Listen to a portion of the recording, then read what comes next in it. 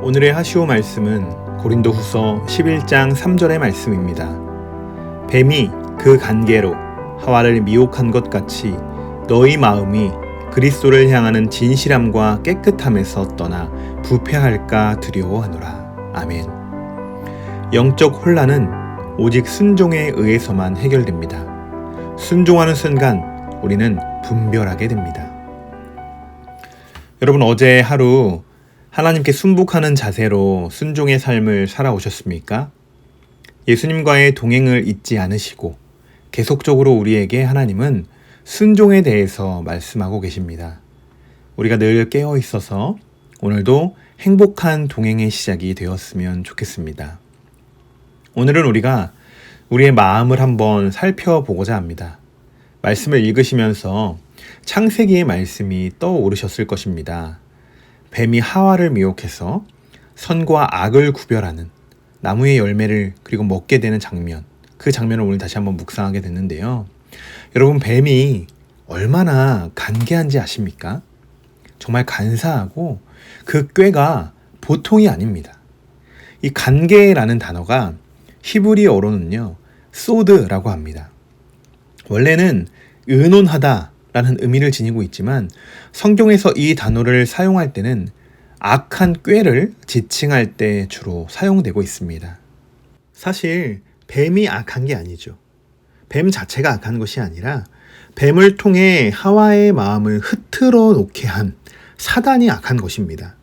사단이 뱀을 이용해서 하와를 미혹합니다. 결국 하와는 그 미혹에 넘어가게 되죠.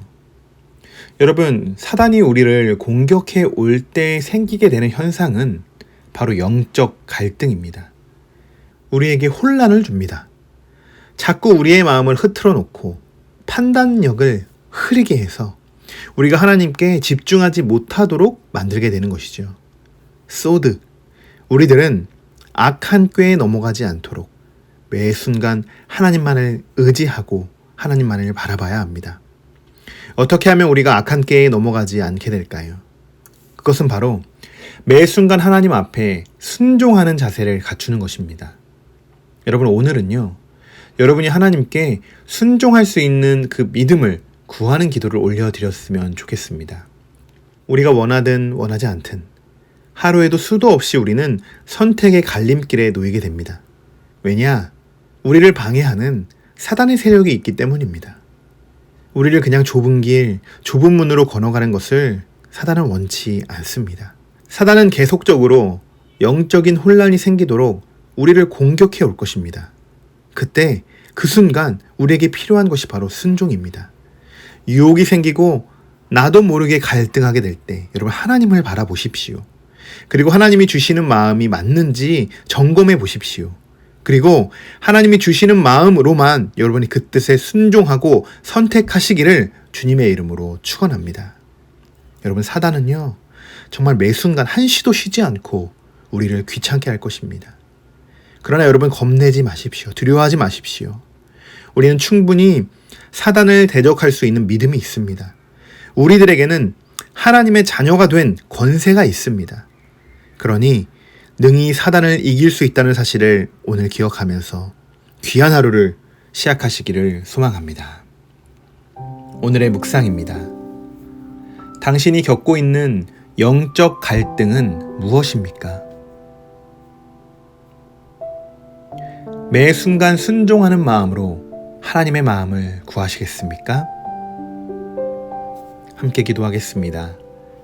뱀이 그 간계로 하와를 미혹한 것 같이 너희 마음이 그리스도를 향하는 진실함과 깨끗함에서 떠나 부패할까 두려워하노라. 아멘. 우리의 마음이 사단으로부터 더러워지고 부패해지지 않기를 원합니다. 오늘 우리가 더욱 깨어 있어서 하나님이 말씀하시는 것인지 사단의 깨의 속삭임인지 분별할 수 있는 지혜를 허락하여 주옵소서. 오늘도 순종으로 악의 세력을 물리치게 하시고 예수님이 늘 나와 함께 계신다는 사실을 잊지 않고 살아가도록 인도하여 주옵소서. 오늘도 우리와 함께 계심을 감사드리며 이 모든 말씀 우리 주 예수 그리스도의 이름으로 기도드립니다. 아멘.